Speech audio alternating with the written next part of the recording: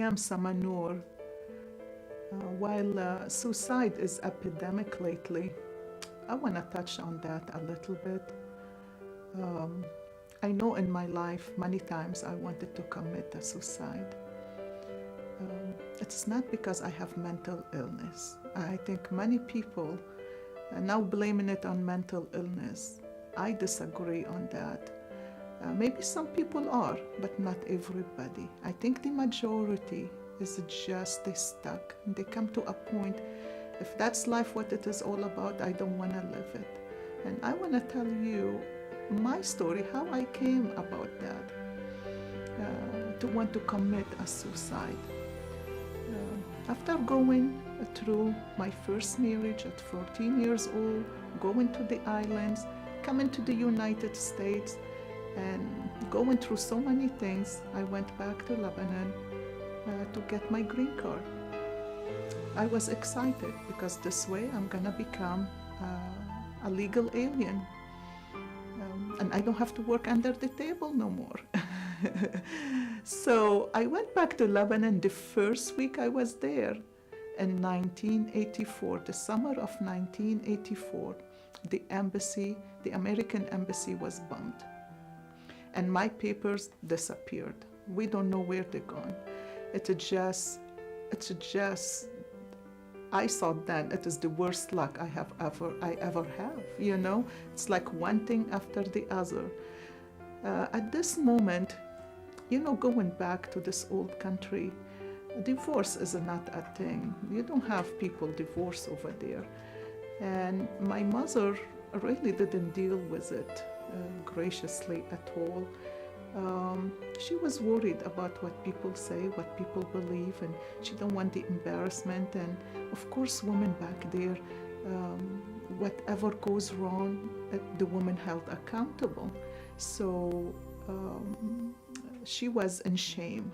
My mom was in shame that she has a daughter that's 20 years old, divorced, and have a 4-year-old child. It was really difficult because here I was young, I went back, I want to live, I want to live again, I want to go back to school, I want to do something for myself, but my mother couldn't understand that. I'm a divorced woman now, so I need to stay in the house. I need to help her sew. I need to clean. I need to cook. I need to take care of the family. I shouldn't go out because if I go out with my friends, and back there you don't go out like you go out here. If you go out, you're walking on the street with everybody else. But for her, this is embarrassment. I'm divorced. I'm supposed to stay home. And everyone come to visit us.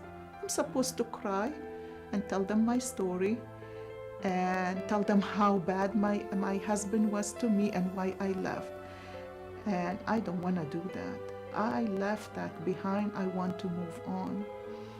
And when I was confronted one day with my parents that if I don't follow the rules, I must leave. Well, I left. I packed my daughter and a couple changes and I left and went to my grandmother. Well, back there is not like here. It's not like you have a car and you can take a taxi and just leave right away. And people don't interfere in family issues. The next door neighbor, he came and he said, "Where you want to go?" I said, "I want to go to the next town to my grandmother." And when we reached there and my grandmother saw me coming, she said, "What you coming to do?" Before I even got to the house, I was still in the driveway. She said, "What you doing here?" I said, so. "Oh, no. You cannot come to my home. I don't want nobody to talk about me. You go back to your mother." And at this point, I was, stuck. I was strangled. I don't know where I'm gonna go. I don't want to go back to my mother because it was miserable going there. And at that point, I really wished I didn't leave my ex because it was much easier than going through all the struggle. But that guy ended up taking advantage of me. And he said, "If you come to my home, you get up in the morning, you can go to Syria. Just get a visa and go back to the islands. I said, okay, I'll do that, because I didn't have many choices. Well, the next day I got up, packed my stuff. I want to go to the islands. I want to go to the Syria so I can get my visa to go back to Antigua. And he said, what you think you're doing? And I said, I'm getting ready to go to Syria. He said, oh no, you're not going nowhere. And I said, what you mean? This is what was the plan. And he said, oh no, you're not going nowhere. You're staying right here. And he grabbed my daughter, who was 5 years old by then, and he took the gun and got it ready and put it right in her head. And he said, if you leave this place, and I'm going to blow up her head right in front of your eyes. And after that, he will tie her down. I surrendered. I just surrendered. At that point, I surrendered. But to make things harder, he will tie her down and he'll beat her up till she turned red and black and blue. She will be bruised from head to toe. And there is no one to interfere, and no one will. Of course, he was involved in a party, and that was really scary for people to get involved in something like that. So I couldn't cry. I couldn't, when he beat her up, if I said, please stop, he will beat her more. If I cry, he will beat her more. If I turn my face, he will beat her more. He wants me to watch. So he really got good control over me. I lost everything called power. I lost it all. I wanted to die. At that point, I want to kill myself so bad. The only thing that held me back is my daughter. I wondered what will happen to her. So I come to conclusion, I'm gonna kill him. And one time I took the gun while he was asleep, I aimed it on him. And I wondered, what will happen if I killed him? You know, he belonged to a party. They might take me and my daughter and they might just, you know, who knows what they're gonna do? Who knows, you know? So many things happen in the war and nobody can stop no one. So at that point, I want to kill myself so bad. I wish to die, but I couldn't. I even thought about killing my daughter, but I didn't. I couldn't. I feared God. I thought God will punish me even more. If not on earth, in heaven, I might go to hell. But this is what I believed. This was the wrong thinking. It's totally the wrong thinking, because God doesn't want no one to be unhappy. We are daughters of God. He wants us to be happy. We are His children, and we deserve to be happy. But this is it. I wanted to commit the suicide, but life kept rolling on with this man, and I came to the United States, and he followed me. He followed me to the United States. At this point, I got my green card, and life wasn't easier here than back in Lebanon. He was even more abusive because it was only me. He doesn't know nobody, and it wasn't easy coming to a new country to start with. If you are a normal person, if you are one like him, it is even more difficult because you have no one else to control. So all the control issues are focused more on me. And I started to work. I worked at a pizza place. And one day he came to pick me up. I was 2 months pregnant. I got pregnant again. In the meantime, I had another kid with him because he wasn't gonna let me come to the United States without a kid. He wanted to make sure I'm coming back. But anyway, when he came to pick me up, I was making a pizza, and I reached over the guy next to me to pick some kind of vegetable at that time.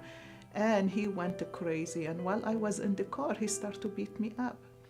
I got home, I was so exhausted. I was so tired. And he was mad and he was threatening me. He gonna leave, and he left the house. And I was glad that he left. Thank God he gave me a little minute so I can breathe. My daughter, who is 12 years old now, she looked at me and she said, Mom, Oprah Winfrey is gonna be on the show tonight in a few minutes. And she has 3 women that's been in abusive relationship and got out. And I want you to watch it with me. And I looked at her, I said, okay. At that time, I really didn't think much, because I'm so exhausted, I'm so drained. I just want to die. I just want to die. If I didn't have kids, I would have killed myself long time ago. But we watched the movie, and Oprah had 3 women. They were they told their story and how they got out of their abusive relationship. And one thing they said, they stayed first in the relationship because of kids. And this is what I was doing. I was afraid to leave because I have kids. And I want to make sure that kids have a mother and a father. And you know what? In a relationship like this, you better take your kids and get out of it. Everybody will be much happier. But I didn't see that till after the fact. But those women gave me hope. And when the show finished, my daughter got up and she said, Mom, if you're not going to leave him for me and my sister and you are going to leave him for this baby in your belly. And at this point, I realized there is hope for me. There is help, and I need to get out. For somebody to tell me that, my own kid, to tell me that, and here I am hanging on in this relationship because I want my kids to have a stable family. Well, you know what? There is nothing stable about an abusive relationship. I got that number that Oprah gave. And if you're watching this video and you feel stuck, you better call this number and get out. There is help out there. And there are many people who's willing to help you get on your feet. But before that, I wanted to commit suicide. It's not because I have mental illness. It is not because I am on medication and I stopped taking my antidepressants. And it seemed like everybody think that, but it is not. It is because I was stuck. I was stuck in my place and I didn't see no way out. And I'm here to tell you that there is a way out. You guys always need to remember that you are children of God and God wants you to be happy. You deserve it. You deserve to be happy and you deserve to be empowered.